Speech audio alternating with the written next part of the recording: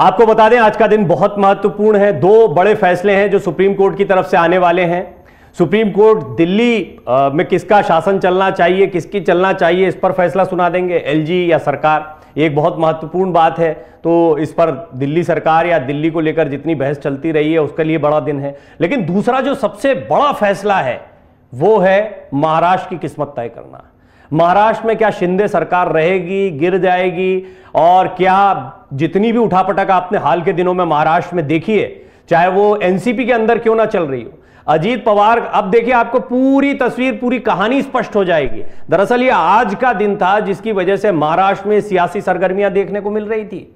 बहुत बड़ी वजह है 15 विधायकों की अयोग्यता का मामला है। ये वो विधायक हैं जो एकनाथ शिंदे के साथ आ गए थे, बगावत कर दी थी। अब ये योग्य ठहराए जाते, अयोग्य जैसे ही ठहराए जाएंगे सरकार पर संकट गहरा जाएगा, फिर सरकार को समर्थन की जरूरत पड़ेगी।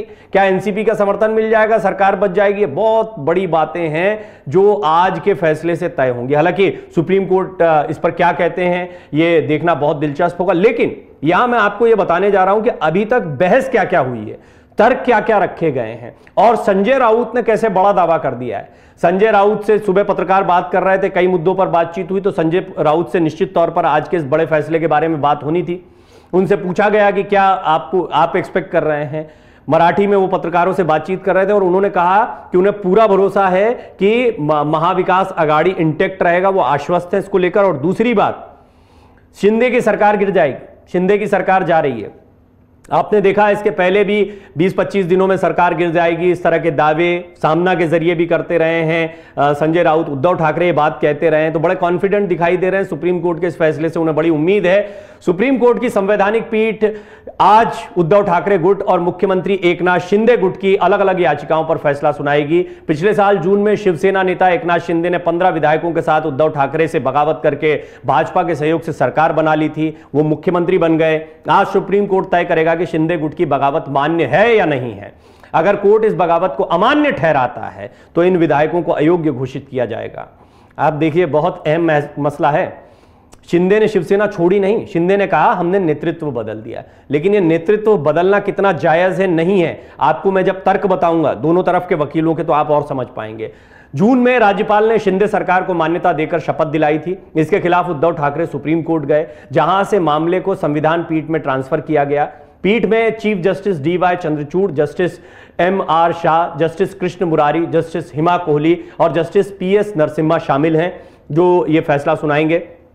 पहले जान लीजिए कि महाराष्ट्र की राजनीति से जुड़े इस पूरे मामले में अब तक क्या क्या हुआ है, तो उससे आपको स्थिति स्पष्ट हो जाएगी। 17 फरवरी को पीठ ने शिवसेना के उद्धव ठाकरे और एकनाथ शिंदे गुट की याचिकाओं पर सुनवाई की। 21 फरवरी से कोर्ट ने लगातार 9 दिन यह केस सुना था।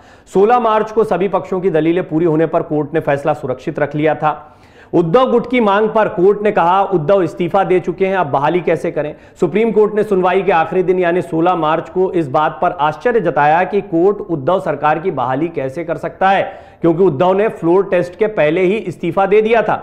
उद्धव ने अपनी याचिका में मांग की थी कि राज्यपाल का जून 2022 का आदेश रद्द किया जाए, जिसमें उद्धव से सदन में बहुमत साबित करने को कहा गया था। इस पर उद्धव गुट ने कहा कि यथास्थिति यानी स्टेटस को जिसको कहा जाता है कानूनी भाषा में, वो बहाल किया जाए, यानी उद्धव सरकार को बहाल किया जाए जो स्थिति पहले चल रही थी। जैसा कोर्ट ने 2016 में अरुणाचल प्रदेश में नबाम तुकी सरकार की बहाली के ऑर्डर में किया था। तो नजीर रखी जाती है, पुराने फैसलों को रखा जाता है। 23 अगस्त को 5 जजों की बेंच को यह केस सौंप दिया गया था। तो यह भी समझना दिलचस्प है कि कैसे फिर मामला आगे बढ़ा। 23 अगस्त 2022 को तत्कालीन सीजेआई एनवी रमन्ना की अध्यक्षता वाली सुप्रीम कोर्ट की 3 जजों वाली बेंच ने दोनों गुटों की याचिकाओं पर कानून से जुड़े कई प्रश्न तैयार किए थे और केस को 5 जजों की बेंच को रेफर कर दिया था। याचिकाओं में दल बदल, विलय और अयोग्यता कई संवैधानिक प्रश्न उठाए गए। केस में इन्होंने किन किन लोगों ने पैरवी की थी वो आपको बता दें। मामले में मुख्यमंत्री एकनाथ शिंदे के नेतृत्व वाले गुट की ओर से वरिष्ठ वकील नीरज किशन कौल, हरीश साल्वे आपको याद होगा, महेश जेठमलानी और अभिकल्प प्रताप सिंह ने दलीलें पेश की। सॉलिसिटर जनरल तुषार मेहता ने मामले में राज्यपाल ऑफिस की पैरवी की थी। वहीं उद्धव गुट की तरफ से वरिष्ठ वकील कपिल सिब्बल, अभिषेक मनु सिंघवी, देवदत्त कामत और अधिवक्ता अमित आनंद तिवारी ने अपनी दलीलें पेश की थी। आपने सुना था उस समय पे कपिल सिब्बल, अभिषेक मनु सिंघवी इनके नाम बड़े चले थे और कपिल सिब्बल ऐसे ज्यादातर मामलों में विपक्ष की पैरवी करते दिखाई देते हैं, उन दलों की पैरवी करते दिखाई देते हैं जो बीजेपी के खिलाफ लड़ रहे होते हैं। उद्धव गुट ने राज्यपाल का आदेश रद्द करने की मांग की थी। उद्धव गुट ने मांग की थी कि राज्यपाल के जून 2022 के फ्लोर टेस्ट करने के आदेश को रद्द किया जाए। राज्यपाल का फैसला लोकतंत्र के लिए खतरनाक है और यह देश की लोकतांत्रिक व्यवस्था के लिए घातक है। उद्धव के वकील कपिल सिब्बल ने कहा था कि विधायिका और राजनीतिक दल के बीच संबंधों में राजनीतिक दल की प्रधानता होती है। सिब्बल ने तर्क दिया था कि संविधान किसी भी गुट को मान्यता नहीं देता है, चाहे बहुमत हो या अल्पमत हो। सिब्बल ने यह भी तर्क दिया था कि विधायकों की सरकार से असहमति सदन के बाहर थी, सदन के अंदर नहीं थी। तो दोनों मामले अलग हैं। आपका पार्टी का मामला चल रहा है और आप सदन यानी सरकार को गिरा दे रहे हैं। इस तरीके की दलील भी रखी गई थी। अब chief justice of India CJI जो चंद्रचूड़ हैं, उन्होंने पूछा, सवाल किया, क्या राज्यपाल समर्थन वापस लेने वालों की बात नहीं मान सकते? राज्यपाल से भी सवाल पूछा गया था। सॉलिसिटर जनरल उनका पक्ष रख रहे थे। सीजेआई चंद्रचूड़ ने उद्धव ठाकरे खेमे के वकील से भी जानना चाहा था कि क्या राज्यपाल उन सदस्यों की बात नहीं मान सकते जो सरकार से समर्थन वापस लेना चाहते हैं। सीजेआई ने कहा कि विधायकों का एक गुट था जो तत्कालीन उद्धव सरकार का समर्थन नहीं करना चाहता था, उसे अयोग्यता का सामना करना पड़ सकता है, इससे सदन की स्ट्रेंथ पर असर हो सकता है। सिब्बल ने कहा, ऐसा तब होता जब 10वीं अनुसूची नहीं थी। ये उद्धव ठाकरे से दरअसल सीजेआई ने सवाल किए थे और सिब्बल ने फिर इसका जवाब दिया था कि जब 10वीं अनुसूची नहीं थी तब ऐसा होता था। कपिल सिब्बल ने जवाब दिया कि ऐसा तब होता था जब संविधान की 10वीं अनुसूची नहीं होती थी। उन्होंने कहा कि राज्यपाल किसी गुट की मांग आधार पर विश्वास मत लेने को नहीं कह सकते, क्योंकि विश्वास मत की मांग गठबंधन पर आधारित होती है। महाराष्ट्र में अचानक कुछ विधायकों ने समर्थन वापस लेने का फैसला किया। उद्धव गुट ने कहा था कि अगर महाराष्ट्र में शिंदे सरकार चलने दी गई तो इसके देश के लिए दूरगामी परिणाम होंगे, क्योंकि तब किसी भी सरकार को गिराया जा सकता है। उद्धव गुट ने यह भी कहा था कि शिंदे गुट के पास 10वीं अनुसूची के मामले में कोई तर्क नहीं है। उद्धव सरकार के साथ शिंदे गुट नहीं रहना चाहता था, जो उनके तर्क थे अब वो समझिए। सॉलिसिटर जनरल तुषार मेहता ने महाराष्ट्र के राज्यपाल की ओर से भी बहस की थी, जैसा मैंने आपको पहले बताया। उन्होंने कोर्ट को बताया कि शिंदे गुट के विधायकों ने राज्यपाल को लिखा था कि वो उद्धव सरकार के साथ बने रहना नहीं चाहते हैं। इस पर राज्यपाल ने उद्धव ठाकरे को सदन में बहुमत साबित करने के लिए कहा था। शिंदे गुट ने क्या कहा? शक्ति परीक्षण राजभवन में नहीं सदन में होता है। शिंदे गुट ने अपनी दलील रखी थी, क्योंकि उनसे जब कपिल सिब्बल का आपने तर्क सुना, उन्होंने कहा था कि भाई ये बाहर ये पार्टी का मामला था, सदन में शक्ति प्रदर्शन हो रहा था, तो इनका तर्क था कि शक्ति प्रदर्शन कहां होगा, सदन में ही होगा। शिंदे गुट ने सुप्रीम कोर्ट के सामने तर्क दिया कि शक्ति परीक्षण राजभवन में नहीं होता बल्कि सदन के पटल पर होता है। राज्यपाल ने शक्ति परीक्षण का आदेश देकर कुछ भी गलत नहीं किया। शिंदे गुट की ओर से पेश हुए वरिष्ठ वकील एनके कौल ने कहा कि राजनीतिक दल और विधायक दल आपस में जुड़े हुए हैं। उद्धव ठाकरे गुट का यह तर्क कि अन्य गुट विधायक दल का प्रतिनिधित्व करते हैं, न कि राजनीतिक दल का, एक भ्रम है। उन्होंने यह भी कहा कि असहमति लोकतंत्र की पहचान है। उद्धव ठाकरे और एकनाथ शिंदे की लड़ाई इसलिए भी दिलचस्प है क्योंकि यह आने वाले दिनों में भारतीय राजनीति में कई नजीर पेश कर सकती है। जिस तरह से महाराष्ट्र की सरकार गिरी, उसको लेकर काफी चर्चा चलती रही। सबसे बड़ी बात यह है कि उद्धव ठाकरे और एकनाथ शिंदे के बीच में यह लड़ाई सिर्फ सरकार तक सीमित नहीं है, पार्टी की लड़ाई भी बनी। इसको बहुत स्ट्रैटेजिकल माना गया। बाद में हालांकि कई लोगों के खुलासे हुए, कई लोगों ने इस बात की जानकारी दी कि देवेंद्र फडणवीस और एकनाथ शिंदे की इस बीच कई मीटिंग्स होती रही थी, कई बार वो गुपचुप तरीके से मिलते रहे थे, तो एक लंबी प्लानिंग चल रही थी। प्लानिंग सिर्फ इस बात की नहीं थी कि सरकार कैसे बने, प्लानिंग इस बात की भी थी कि शिवसेना का क्या होगा।